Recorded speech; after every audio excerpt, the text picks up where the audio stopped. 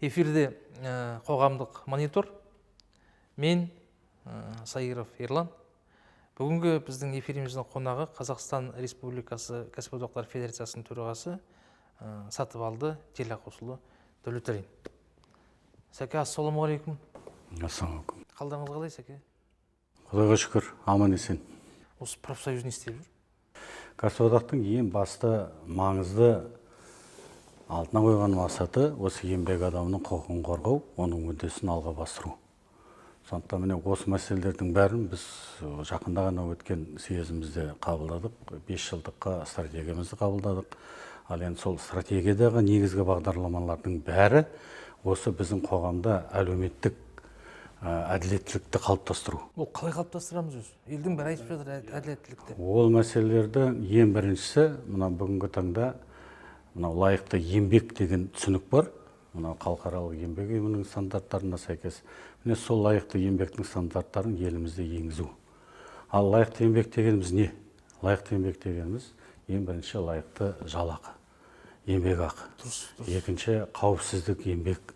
Еңбек қауіпсіздігі. Еңбек қауіпсіздігі. Енді жаңа өзіңіз айтып отырсыз, енді осы кәсіподақта осыдан 2 жыл бұрын мынандай бір мәліметтер болған. Жылына 200-ден адам осы еңбек ету кезінде дүниеден өтіп кетеді.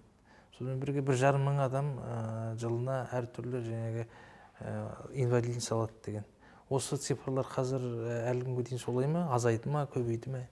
Еңбек адамы таңертең үйіне жұмысқа кеткенде аман есен оралуы қажет. Сондықтан міне біз соны қамтамасыз етуіміз керек. Жаңа өзіңіз келтіріп отқан мәліметтерге жүгінетін болсақ, бірінші жарты жылдықта өндірістік жарақатпенен, оның ішінде өлім жағдайына алып келген оқиғалардың көбеюі байқалып отыр. Қазіргі таңда міне бірінші жазықта 86 адам осы өндірісте қаза тапты. Бұл бұрынғы былтырғы мәліметпен салыстырғанда 32%-ға өсіп отыр. Өте өкінішті жағдай, бұл үлкен трагедия деп айтуымыз керек. Сондықтан бұл жерде қандай істерді біз жүзеге асыруымыз керек. Ең бірінші, әр кәсіпорынның, мекеме басшысының осы еңбек қауіпсіздігіне деген көзқарасы өзгеру керек. Бізде әлі де баяғы жазатайым оқиғадан жарақат алған кезде сол ақшалай бір төлем ақысын төлеп, сонымен құтылып жүрген мәселелер бар. Сондықтан бұл жерде ең бірінші біздің алдымызға қойып отқан мәселе осындай ақша төлеумен ғана шығып емес, жалпы осы жерде болатын қауіп-қатерлердің алдын алу. Ол үшін міне қазіргі жағдайда да біз көріп отырмыз пандемия кезінде. Ол өте маңызды екен. Сондықтан біздер осы жерде қоғамдық бақылауды үдетуіміз керек, оны одан әрі арттыруымыз керек. Жалпы мына біздің кәсіпорындардағы бұрынғы әлі болмаса құрал жабдықтардың қолдануы, әлі жаңа технологиялардың, ескі құрал жабдықтардың, жаңа технологиялардың әлі де қолданыста болмауды әсер етіп отыруға деп ойлаймыз біз. Екіншіден, бұл жерде жасыратын ештеме жоқ. Еңбек адамы, жұмыскерлердің өздері де кейбір кезде белгіленген тәртіп ережелерді алдыға қойып, оны орындамау кезеңдерде болып жатады. Сондықтан осы жерде біз міне ең бірінші жұмыс орнын аттестациялау деген мәселе бар. Сол жерде соны бағалайтын кәсіби адамдардың бір институтын қалыптастыруымыз керек. Екіншіден, біздің бірден-бір құралымыз еңбек кодексінде белгіленген ол өндірістік кеңестер. Өндірістік кеңес дегеніміз жұмыс беруші мен жұмыскерлердің бірлесіп құрған бір органы, ұйымы, институты. Ал оның ең маңыздысы сол жерде қабылданған шешімнің өзі бәріне міндетті түрде болу керек. Қазіргі таңда біз асып жатыр ма? Қазіргі таңда 15 мыңдай осындай өндірістік кеңесті құрдық. Осы жерде айтатын нәрсе, оның 98% осы біздің кәсіподақтардың антасыменен құрылып жатқан нәрсе. Бірақ әлі де жұмыс берушіде түсінбеушілік бар, әлі де оған бір қарсы әрекеттер істелініп жатыр. Жақында ғана еңбек кодексіне өзгерістер енгізілді, білесіз. Сол өзгерістердің аясында осы өндірістік кеңестердің міндетті түрде құрылу жөнінде сондай шешім қабылданды. Сонымен қатар біздің техникалық инспекторлар деген институтымыз бар. Ол 18 мыңнан астам адам жұмыс істеп жатыр. Қазақстанда 18 мыңнан астам техника инспекторлар бар. Ол кәдімгі кәсіподақтардың өкілі. Шын айтқа келгенде, кәсіпорында еңбек қауіпсіздігі қандай жағдайда екенін еңбеккердің өзінен артық ешкім білмейді. Сондықтан осы жерде қоғамдық бақылау, оған біздің жұмыскерлердің тікелей айналысуы меніңше бір ең керекті жағдайдың бірі. Сондықтан біз қазір бастауыш ұйымдар арқылы, әр кәсіподақ мүшесі арқылы осы ұғымды терең біздің санамызға енгізу мәселесімен айналысып, түсіндірме жұмыстарын жүргізіп жатырмыз. Тағы бір сұрақ. Мына пандемия кезінде кәсіподақтар қандай игі істермен атқарды, не істеді? Өте орынды, Ерке. Мынау пандемия дегеніміз бұндай дағдарысты тек қана біздің буын емес, алдағы буындардың да көрмегені белгілі. Бір өзінше ерекше дағдарыс. Бұл дағдарысты ең маңызды, біздің мына өміріміздің ең маңызды элементтеріне нұқсан келіп отыр. Ол біздің денсаулығымыз бен біздің еңбек орнымыз.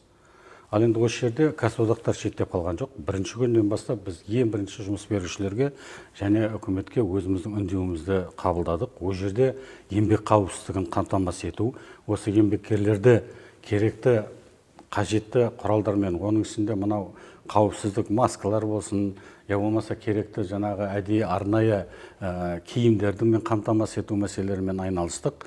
Жалпы кәсіподақтар осы пандемия кезінде 500 миллионға жуық ақшалай көмек көрсетілді. Ол ақшалай халыққа тікелей көмек көрсетілді. Оның ішінде жаңағы керекті құрал саймандармен жабдықтау болды. Онымен қатар ыстық тағамы болсын, я болмаса мынау әлсіз бүгінгі күнде жаңағы күнкөрісі төмен адамдарға шейін сол азық-түлік болсын, соның бәрі жеткізу мәселесі. Продуктовый набор, қолма-қол ақша көмек көрсетілді. Сонымен қатар біз өзіміздің 3 шипажайымызды 500 миллион теңгеден астам? Кәсіподақтар ақшалай көмек көрсетті. Жалпы мұнан бәрін. Ол жалпы Қазақстанның кәсіподақтары ма, әлде кәсіподақтар федерациясы ма? Кәсіподақтар федерациясына кіретін мүшелік ұйымдар, бастауыш кәсіподақ ұйымдары. Бұл тек қана біздің өзіміздің аямызда істелген тірліктер.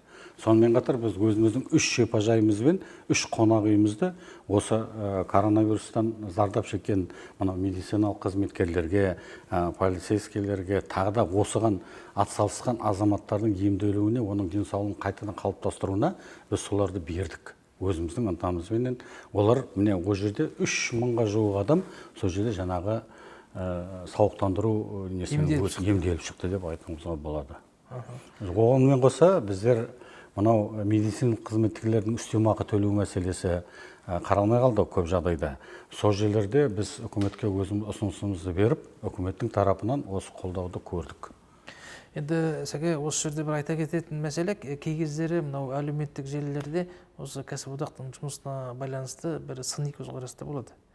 Мысалы үшін сіз өзіңіз қазір айтып отырсыз, 500 миллион теңге осы халыққа кәсіподақтар федерациясы ғана берді деп. Ал дәл сол пандемия кезінде осы кәсіподақтар қайда қарап жүр, не істеп отыр деген сұрақтар пайда болды. Менің ойымша осы сұрақтарды болдырмас үшін кәсіподақ мүшелері мынау халыққа, сонымен бірге әртүрлі қоғамдық желілерде, әлеуметтік желіде бір дұрыстап жұмыс істеу керек тәрізді. Соған қалай қарайсыз өзіңіз? Бұл енді мынау информациялық саясатқа байланысты көп жағдайда. Негізінен әлеуметтік желі болсын, я болмаса қоғамдағы пікір болсын, оның бәрін біз өзіміз қалыптастыру, былайша айтқанда, мынау ақпараттық күн тәртібін қалыптастыру біздің басты міндеттеріміздің бірі. Осы тұрғыдан да қазір кешенді жұмыстар істеліп жатыр деп айтуға болады.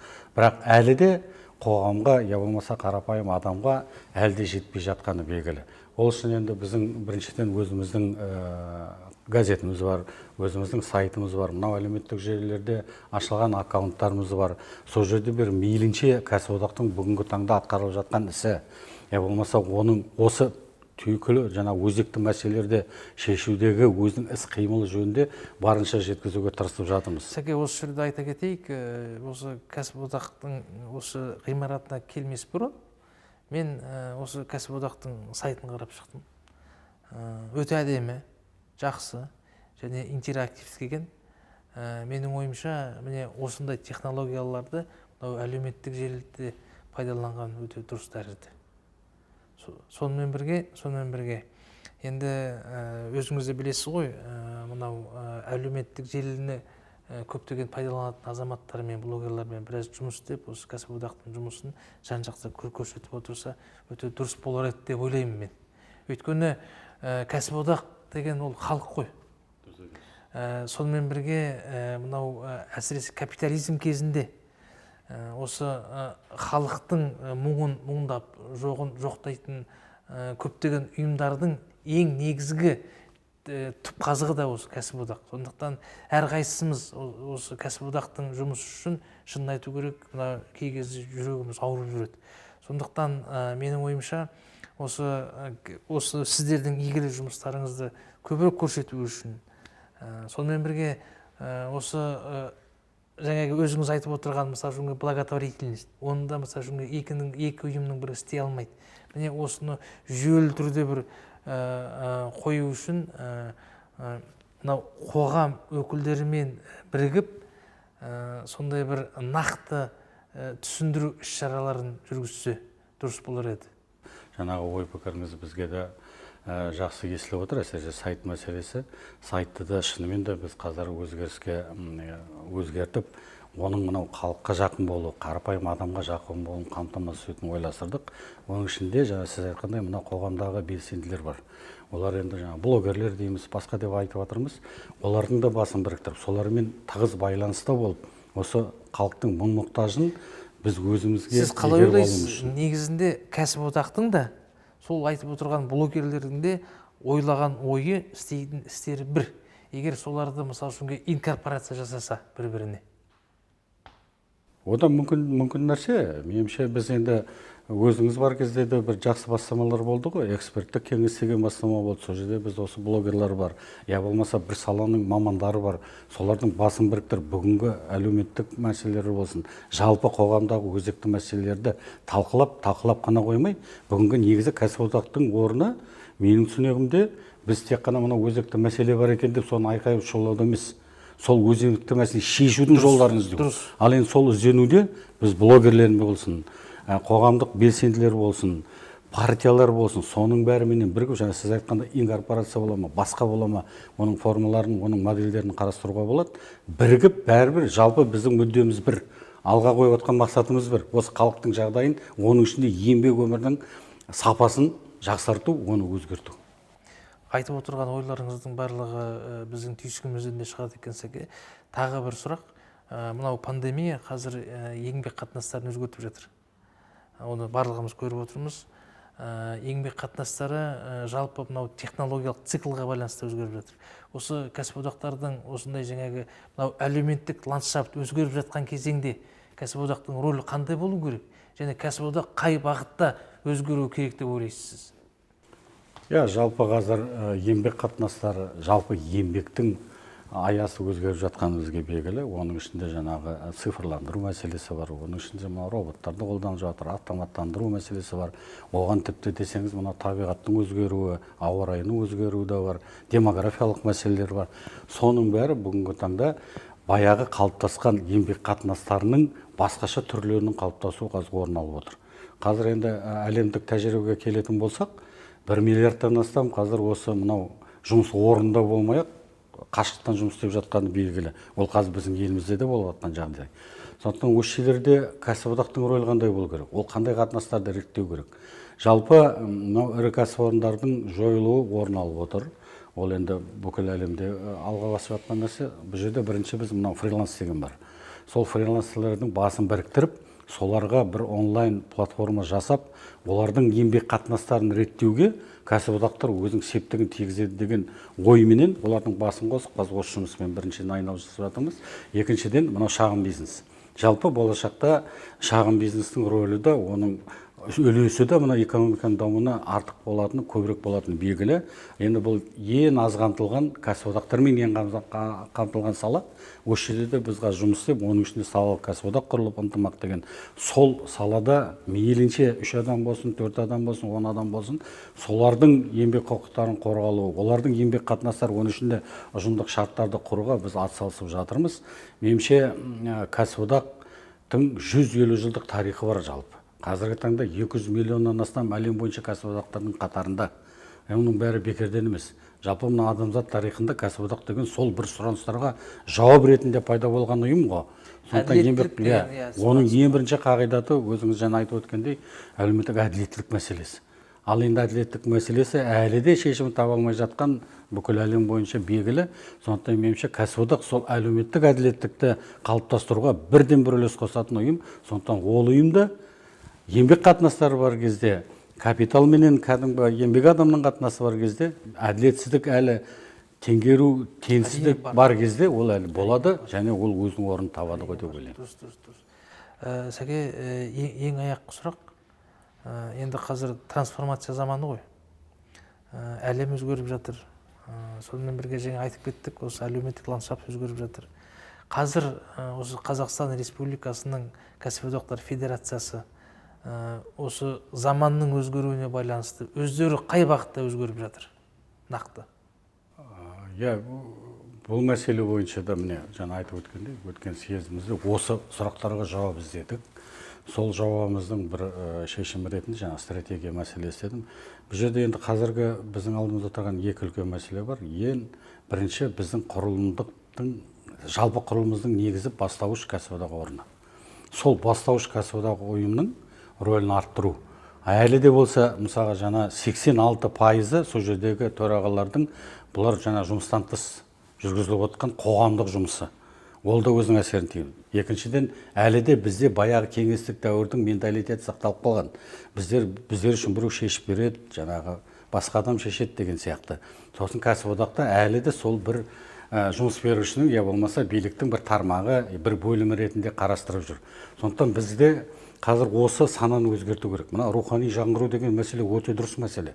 Осындай рухани жаңғыру кәсіподақ мүшелерінің арасында бастауыш ұйымдарда өткізілу қажет. Сондықтан біз осы жерде түсіндірме жұмысы болсын, олармен кездесу болсын, осы мәселелерді алдыға қойып отырмыз. Екінші үлкен мәселе, біздер қазіргі баяғыдай анау үлкен бір шара өткізіп, жұртты дабыра қылып, жаңағы бір күндік сондайдан біз қазір бас тартып отырмыз. Біздер негізі мынау жобалық түрде жұмыс істеу мәселесі. Ал енді жобалық түрде жаңағы өзіңіз айтып өткендей еңбек ақы мәселесі бар, еңбек қауіпсіздігі мәселесі бар. Соны бастауыш ұйымнан бастап федерацияға дейін бүкіл вертикаль бойынша осы жоба жүзеге асырылуға қажет. Осы жердегі ең маңызды нәрсе бүгінгі таңда кәсіподақтар осы қоғамда алға бастыру үшін мынау еңбектің идеологиясын, еңбекке деген құқықтың идеологиясын, жалпы өзіңнің құқығыңды өзің қорғауың керек, ол үшін өзіңнің құқықтық біліміңді, құқықтық санаңды өзгерту керек деген мәселелерді соны түсіндіру, соны санаға жеткізу деп ойлаймыз. Сәке, салиқалы, салмақты ойларыңыз үшін көп-көп рахмет. Біз көріп отырмыз, кәсіподақтар көптеген игілікті істердің алдында тұр екен, жұмыстарыңызға жеміс тілейміз. Ерке, сізге рахмет. Осылай уақыт тауып бізге келіп, осы кәсіподақтың іс-шаралары жүзеге асырылып жатқан міндет мақсаттарымен бөліскеніңізге мыңда рахмет. Бұл да ертең мынау бұқара халыққа жеткізуге қажетті бір көпірдің бірі ғой деп ойлаймын. Әрқашанда жолыңыз аман, бақытты күндерде кездесе берейік. Тілектеспіз. Рахмет.